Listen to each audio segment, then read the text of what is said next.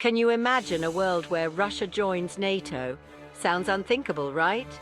Yet in the high-stakes arena of international politics, never say never could well be the golden rule. Let me take you through this fascinating hypothetical scenario. First, let's understand NATO.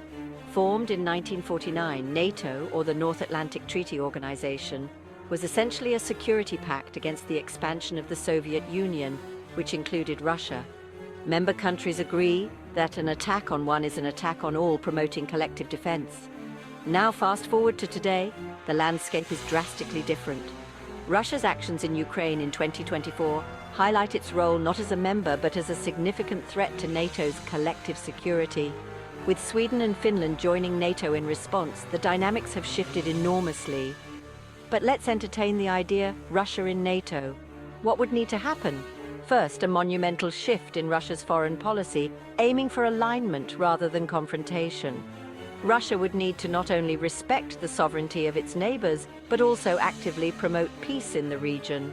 Next, NATO's member states would need to be convinced of Russia's change in stance. A tall order, given the historical and recent tensions. Trust would need to be built, possibly through transparent and cooperative actions by Russia on international stages. The implications? Potentially a major reduction in European defense spending, as the need for deterrence against Russia could diminish.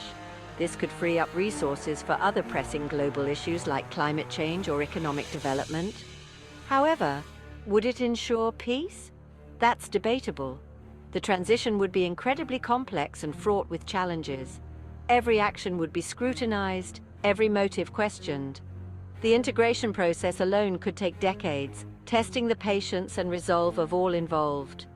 In conclusion, while the idea of Russia joining NATO is currently far-fetched in the realm of global politics, today's fiction can become tomorrow's reality. Who knows what the future holds in an ever-evolving geopolitical landscape?